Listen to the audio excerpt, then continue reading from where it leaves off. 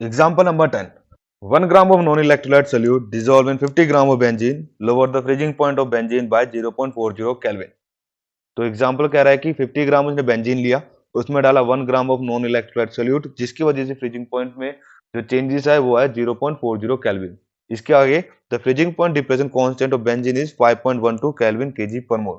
हमें KF value given है benzene की। Find the molar mass of solute, हमें निकालना है मोलर मास ऑफ सोल्यूट जो कि हमने डाला 1 ग्राम इन द बेंजीन। तो फर्स्ट ऑफ ऑल हम लिख लेंगे हमें क्या क्या चीज गिवन है। हमें गिवन है वेट ऑफ बेंजीन, हमें गिवन है वेट ऑफ सोल्यूट और हमें गिवन है लोअरिंग इन फ्रीजिंग पॉइंट। तो इस एग्जांपल को सॉल्व करने के लिए हम यूज करेंगे equation delta T F equal to t f into m. और याद हो तो हमने एग्जांपल नंबर 8 में भी सेम मोलर मास निकाला था सोल्यूट का, उसमें हमारा गिवन था बॉइलिंग पॉइंट, तो हमने यूज की थी equation delta t b equal to k b into m. इसमें फ्रीजिंग पॉइंट हम यूज करेंगे k f delta T F equal to के एफ इंटू एम।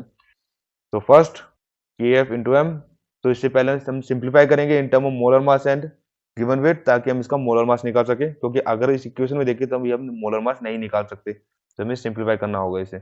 तो m is the molality, molality का होता है moles of sample divide by mass of solvent, formula mass of solvent KG. तो हम रखेंगे moles of solute divide by mass of benzene in KG.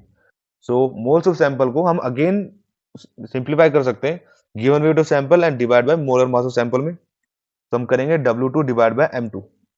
W2 is the given weight of solute, M2 is the molar mass of solute जो कि हमें निकालना भी है। W1 is the mass of benzene, और ये हमारा मास ऑफ बेंजीन में केजी में चाहिए, हमें गिवन है ग्राम के अंदर। तो हम इस ग्राम को केजी में कन्वर्ट करेंगे, कैसे करेंगे? डिवाइड बाय 1000 से करेंगे। तो हम डिवाइड बाय 1000 कर दिए इधर, और अगेन इसे और सिंप्लीफाई करके आ जाएगा के F W2 into 1000 divide by M2 into W1।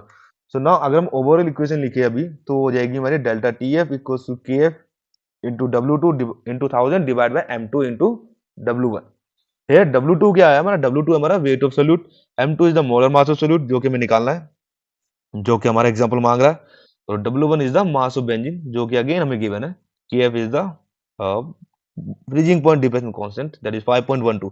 Now हमें मोलर मास निकालना है, तो इस इक्वेशन में M2 को लेके जाएंगे left hand side and delta TF को लेके आएंगे राइट हैंड साइड। नाउ इस इक्वेशन के अंदर सिंपली वैल्यू पुट करेंगे और हमारा आंसर आ जाएगा। तो हमने वैल्यू पुट करी 5.12 into 1 into 1000 divide bye 0.40 into 50। इसे आप सॉल्व करोगे तो आपका आंसर आएगा 256 ग्राम पर मोल।